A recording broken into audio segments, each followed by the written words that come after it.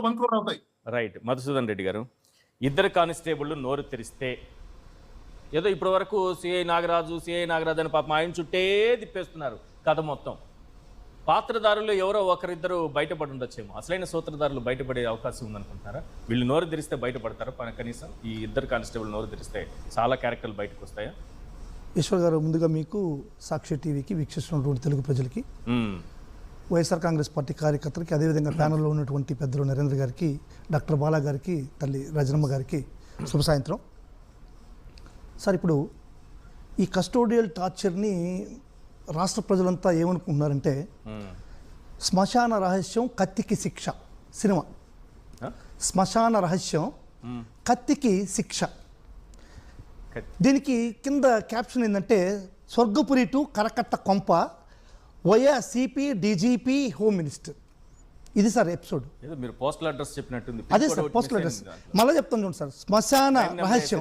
శ్మశాన రహస్యం కత్తికి శిక్ష టైటిల్. దీనికి క్యాప్షన్ ఏంటంటే స్వర్గపురి టు కరకట్ట కొంప వయా సిపి డీజీపీ హోం మంత్రి. మీకు అర్థమైపోయి ఉంటుంది, ఇదే లాజిక్. అంతేనా?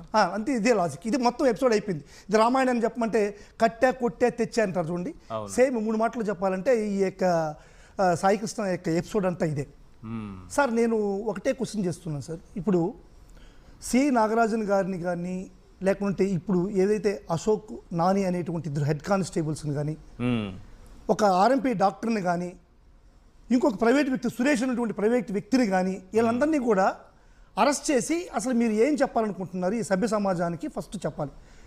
నేను ముఖ్యంగా సార్ ఇప్పుడు డాక్టర్ బాలా గారి యొక్క చెప్పినటువంటి విధానానికి నేను కట్టుబడుతున్నాను సార్. ఎట్లా? ఏది ఖచ్చితంగా దీనికి బాధ్యత చంద్రబాబు నాయుడు గారు వహించాలా, గవర్నర్ గారు ఈ ప్రభుత్వాన్ని బర్తరఫ్ చేయాలి. అప్పుడు కానీ ఈ కస్టోడియల్ టార్చర్ యొక్క అదే సార్. అదే సార్, సిట్ అంటే సిఐటి సిట్టా, సిఐటి సిట్టా, ఎస్ఐటి సిట్టా sir? I don't know actually. CID Chandrababu investigation టీమా లేకుంటే స్పెషల్ ఇన్వెస్టిగేషన్ టీమా? చంద్రబాబు ఇన్వెస్టిగేషన్ టీం వేస్తే మాత్రం ఇది జరగదు సార్. ఇప్పుడు వేసింది ఏది?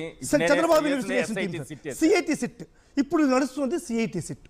సార్, ఒకటి చెప్తున్నాను సార్, అక్కడ ఉన్నటువంటి 30 TB ఒక డేటాని డిలీట్ చేస్తానంటే అది నాగరాజు వల్ల అవుతుందా? 32 TB డేటాని డిలీట్ చేస్తానంటే అది నాగరాజు వల్ల అవుతుందా? సార్, ఇప్పుడు అడ్వకేట్ గారు కూడా ఉన్నారు సార్, రజనమ్మ గారు ఉన్నారు, అక్కడ ఉన్నటువంటి పెద్దలందరికీ కూడా తెలుసు. ఒక ఎఫ్ఐఆర్ ఫైల్ అయితే ఈరోజు ఇక్కడ ఈ సెకండ్లో ఎఫ్ఐఆర్ ఫైల్ అయితే నెక్స్ట్ సెకండ్లో ఈ ఎఫ్ఐఆర్ డీజీపీ ఆఫీస్లో రికార్డ్ అవుతుందా లేదా చెప్పాలి రజనమ్మ. ఓకే, అవుతుందా లేదా? ఇప్పుడు ఎస్ఐ దగ్గర ఉన్నటువంటి ఎఫ్ఐఆర్ని చించేస్తే, ఎఫ్ఐఆర్ని క్లోజ్ చేస్తే అది సిఐ దగ్గరనో, లేకుంటే డిఎస్పీ దగ్గరనో, లేకుంటే ఎస్పీ దగ్గరనో, లేకుంటే డీజీపీ దగ్గరనో ఉంటుందా ఉండదా? ఉంటుంది, ఖచ్చితంగా ఉంటుంది. 100% ఉంటుందని ఒప్పుకోవాలి. ఎందుకంటే ఇది రాజ్యాంగం, ఒక పద్ధతి ప్రకారం. ఎఫ్ఐఆర్ అయిన తర్వాత చింపేశారనుకోండి, లోకల్గా ఎస్ఐ చింపేశారనుకోండి, స్టేషన్ ఎస్ఐ చింపేశారనుకోండి, అది డీజీపీ దగ్గర ఉంటుందా ఉండదమ్మా రజనమ్మ? వాళ్ళే చెప్పాలి. చెప్పండి, బాలా గారు, రజనీ గారు చెప్పాలి. మీరు చెప్పింది భారతదేశంలో ప్రతి చోట జరుగుతుంది, అది నిజం. ఎందుకంటే వర్చువల్ ఎరా వచ్చేసిన తర్వాత ఇప్పుడు మన నారా చంద్రబాబు నాయుడు గారు ఏం చెప్పారంటే ఏఐ టెక్నాలజీతో పాటు క్వాంటమ్ టెక్నాలజీని కూడా ఆంధ్రప్రదేశ్ లో తీసుకొచ్చేసారు. అయితే పాపం క్వాంటమ్ టెక్నాలజీ ఏఐ ఎరాలో ఏమైపోయిందంటే డేటాబేస్ కి సంబంధించిన డేటా సెంటర్లు లేవు ఆంధ్రప్రదేశ్ లో. అందుకోసమే గూగుల్ ని తీసుకురావడానికి ప్రయత్నిస్తున్నారు అనమాట. డేటా సేవ్ అవ్వలేదు, అందుకే లేదు. రైట్ సార్, ఇప్పుడు మీకు అర్థమైందా? ఆంధ్రప్రదేశ్ లో ఈ విధంగా ఆన్లైన్ లో లేవు. ఎందుకంటున్నానంటే కాకపోతే భారతదేశంలో మీరు చెప్పినట్టు ఎఫ్ఐఆర్ ఇక్కడ సబ్మిట్ చేసిన మరుక్షణం మొత్తం సెంట్రల్ సిస్టమ్ వరకు వెళ్ళిపోతుంది, నేషనల్ వరకు వెళ్ళిపోతుంది. ఎందుకంటే ఆన్లైన్ లో ఎవరైనా చూసుకోవచ్చు కాబట్టి. ఒక్క ఆంధ్రప్రదేశ్ లో మాత్రమే మనకు కుదరదు. రైట్. ఇది ఇటువంటి పరిస్థితుల్లో సార్ ఎక్కడ నమోదైన ఎఫ్ఐఆర్ అయినా ఎవరైనా చూసుకోవచ్చు, అంతేనా? సింపుల్. ఎవరైనా చూసుకోవచ్చు. ఒక 1 minute జస్ట్ యాడ్ ఆన్, ఒక 1 minute సార్. నేను సైబర్ సెక్యూరిటీస్ ఎక్స్పర్ట్ కాబట్టి చెప్తున్నాను సార్. ఒక డివిఆర్ లో ఉన్న డేటాని మళ్ళీ రిట్రైవ్ చేయించవచ్చు సార్. డివిఆర్ ఒకవేళ ఎవరైనా డేటాని వాళ్ళు డిలీట్ చేయాలి అంటే దానికి ఒక పాస్వర్డ్ ఉంటుంది, ప్యాటర్న్ ఉండొచ్చు, లేకపోతే పాస్వర్డ్ కీ ఉండొచ్చు. ఈ కీ ఎవరి చేతుల్లో ఉంటుంది అంటే ఎస్హెచ్ఓ చేతుల్లో ఉంటుంది, లేదంటే ఏసీపీ గారి చేతిలో ఉంటుంది, కమిషనర్ ఉంటుంది, డీజీపీ ఉంటుంది, హైరార్కీ లెవెల్లో ఉంటుంది సార్. దానికి కూడా వీళ్ళ టెక్నికల్ డిపార్ట్మెంట్ సపరేట్ ఒకటి ఉంటుంది సార్. ఏది పోలీస్ డిపార్ట్మెంట్ లో కూడా టెక్నికల్ డిపార్ట్మెంట్ ఒకటి ఉంటుంది, వాళ్ళు ఎక్స్పర్ట్స్ ఉంటారు. ఈ రోజు వరకు కూడా వాళ్ళ కస్టోడియన్ లో తీసుకొని ఇమీడియట్ గా ఎందుకు డేటా Right. రికవరీ చేయాలని నాకు అర్థం కాలేదు. ఎందుకంటే Yes, please, వీళ్ళకి తెలిసి కూడా చేస్తున్నారంటే ఇది క్లియర్ ఒమిషన్. రైట్. సార్ ఇటువంటి పరిస్థితుల్లో ఒక చిన్న ఎఫ్ఐఆర్ మాత్రమే ఇంత సెంట్రలైజ్డ్లో ఉంటే ఈ కృష్ణలంకలో ఉన్నటువంటి సీసీ ఫుటేజ్ సెంట్రలైజ్డ్గా ఉండదా? డీజీపీ ఆఫీస్లో ఉండదా? ఎక్కడైనా DGP ఖచ్చితంగా ఉండి తీరుతుంది. కానీ డీజీపీ ఆఫీస్లో కూడా లేదు సార్, డెలీట్ చేయి సార్.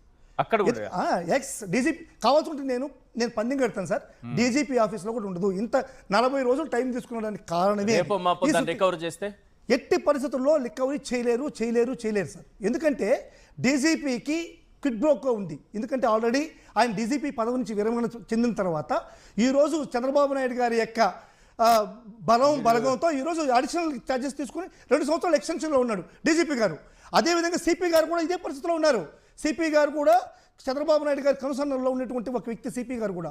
ఇటువంటి పరిస్థితుల్లో నేను ఈ యొక్క వ్యవస్థల్ని ఒకటే క్వశ్చన్ చేస్తున్నాను సార్. ఇప్పుడు చంద్రబాబు నాయుడు గారు ఉన్నారు సార్. చంద్రబాబు నాయుడు గారు జగన్మోహన్ రెడ్డి గారు పోయినప్పుడు ఎన్నో మాట్లాడాడు. ఎందుకు జగన్మోహన్ రెడ్డి గారు పోయినారు ప్రత్యక్షంగా. ఇప్పుడు రీసెంట్గా పవన్ కళ్యాణ్ గారు కూడా మాట్లాడు, ఒక క్రిమినల్కి సపోర్ట్ చేస్తారా, ఒక మానభంగం చేసిన చేసినటువంటికి సపోర్ట్ చేస్తారా అంటున్నాడు. సార్ ఇక్కడ మానభంగం చేసిన వ్యక్తి అయినా సరే, మర్డర్ చేసిన వ్యక్తి అయినా సరే, క్రిమినల్ అయినా సరే, దానికి చట్టాలు ఉన్నాయి. అతన్ని శిక్షించేటువంటి అధికారం పోలీసులకు కానీ, ప్రజలకి కానీ, పామరులకు కానీ, చంద్రబాబు నాయుడు గారికి కానీ, డీజీపీకి కానీ లేదు సార్. దానికి చట్టాలు ఉన్నాయి, న్యాయాలు ఉన్నాయి, న్యాయస్థానం ప్రకారం శిక్షింపబడాలి. కానీ ఇప్పుడు వీళ్ళని ఎందుకు శిక్షించారు అనేటువంటిది పెద్ద బిగ్ క్వశ్చన్ సార్. ఈ యొక్క వ్యక్తిని, సాయి కృష్ణ అనేటువంటి వ్యక్తిని ఎందుకు కస్టోడియల్ టార్చర్ చేశారు?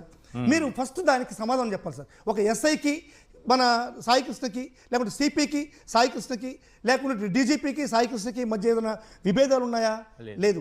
దీంట్లో ఉన్నటువంటి మెయిన్ టార్గెట్, అతన్ని ఎందుకు టార్గెట్ చేశారు, అతన్ని చంపేసి బూడిదకి లేకుండా చేసినటువంటి పరిస్థితులు ఎందుకు అనేది మనకు క్షుణ్ణంగా పరిశీలిస్తే దీనికి బాధ్యత వహిస్తూ చంద్రబాబు నాయుడు కొడుకు చంద్రబాబు నాయుడు బాధ్యత వహించాల్సి వస్తుంది. ఎందుకంటే ప్రజలందరూ కూడా అనుకుంటున్నారు సార్, ఏదో ఒక లావాదేవీలో చంద్రబాబు నాయుడికి సంబంధించినటువంటి ఒక వ్యక్తి యొక్క ఈ యొక్క లావాదేవీలో, ఈ యొక్క భూమి తగాదాల్లో, ల్యాండ్ డీల్స్లో ఏదో ఇతను అడ్డుపడ్డాడని, ఈ అడ్డుపడ్డ వ్యక్తిని అడ్డు తొలగించుకోవడం కోసం జరిగినటువంటి ప్రక్రియ ఇది.